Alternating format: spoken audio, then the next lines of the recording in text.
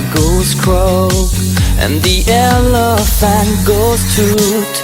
Ducks say quack, and fish go blub, and the seal goes ow, ow, ow. But there's one sound that no one knows.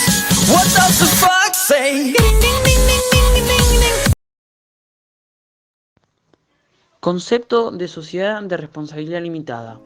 Habrá sociedades de responsabilidad limitada, CRL, cuando dos o más personas se obliguen a realizar aportes para aplicarlos a la producción o intercambio de bienes o servicios, participando de los beneficios y soportando las pérdidas, limitando su responsabilidad al capital aportado o que se comprometieron a aportar. Sus características principales son: capital y valor de las cuotas es dividido en cuotas de igual valor. Responsabilidad: en el momento en el que se está frente a las deudas de la sociedad, los socios limitan su responsabilidad a la integración de las cuotas que suscriban o adquieran. Número de socios: en la mayoría de los casos son pocos y por ley se permite un máximo de 50. Denominación social: puede estar formado por un nombre de fantasía o el de uno o más socios, pero en los dos casos debe contener la indicación Sociedad de Responsabilidad Limitada, su abreviatura SOC, RESP, LTDA o la sigla CRL. Suscripción del capital: el capital se suscribe totalmente en el momento de constitución de la sociedad. Integración de capital. Aportes en dinero. Las contribuciones en dinero deben integrarse al menos un 2,5% y completarse dentro de un periodo que no exceda los 2 años. Su cumplimiento se acreditará en el momento de registrar a la empresa en el registro comercial con comprobante de depósito en su banco oficial. Aportes en especie. Estas contribuciones deben pagarse en su totalidad y valorarse de la manera establecida en el contrato social de acuerdo con los precios del lugar o por uno o más méritos designados. Transferencia de cuotas. La transferibilidad de las cuotas es gratuita, a menos que se estipule lo contrario en el contrato social. El contrato de asociación puede limitar la transferencia de tarifas pero no prohibirlas. Administración. La administración y representación de la empresa corresponde a uno o más gerentes, socios o no, nombrados por un tiempo determinado o indefinido en el contrato constitutivo o posterior. Estos responderán de forma individual o saliente por los actos que realicen en el cumplimiento de sus funciones establecidas en el contrato social. Fiscalización. Existen dos tipos de fiscalización. Fiscalización optativa. Si los socios desean, podrán tener un órgano para la fiscalización de la administración que se denomina sindicatura o consejo de vigilancia. Y la otra es fiscalización obligatoria, que es la sindicatura o el consejo de vigilancia, son obligatorios y la sociedad cuando su capital supere el importe fijado por la ley en la actualidad. Es 2.100.000 pesos.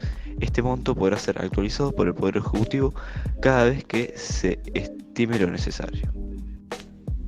En el contrato se encontrarán las condiciones que deben darse para que éste pueda ser modificado mediante una resolución.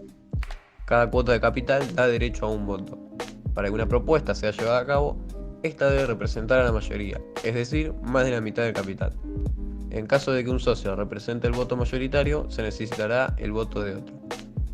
En caso de una transformación, fusión, prórroga, transferencia de domicilio al extranjero, cambio de objeto de explotación y todo acuerdo que aumente las obligaciones sociales o responsabilidades de los socios que votaron en contra, estos tienen derecho de receso. Esto quiere decir que pueden separarse de la sociedad.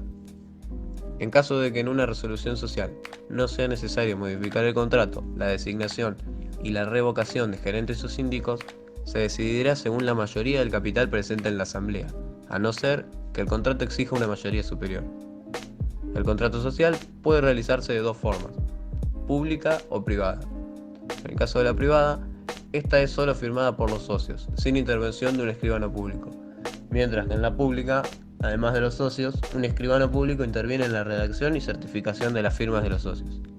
El instrumento constitutivo debe contener nombre, edad, estado civil, nacionalidad, profesión, domicilio y número de documento de identidad de los socios, razón social y domicilio de la sociedad, objeto de la sociedad, el capital social expresado en moneda argentina y forma de aporte, plazo de duración, normas sobre la administración, fiscalización y reuniones de los socios, forma de distribuir las utilidades o soportar las pérdidas, derechos y obligaciones de los socios, cláusulas sobre el funcionamiento, disolución y liquidación de la sociedad. Disolución. En la ley y en el contrato constitutivo se pueden prever las causas por las cuales pueden producirse la disolución de la sociedad. Las dos clases son la parcial y la total. La disolución parcial es ocasionada por incumplimiento de las obligaciones sociales, retiro de uno o más socios o por muerte de uno o más socios.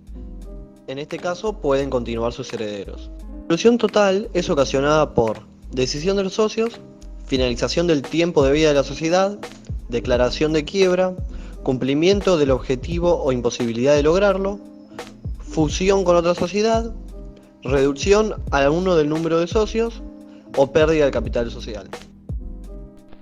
Cuando una sociedad se disuelve totalmente, se procede a la liquidación, que consiste en concluir todas las operaciones pendientes sin iniciar otra.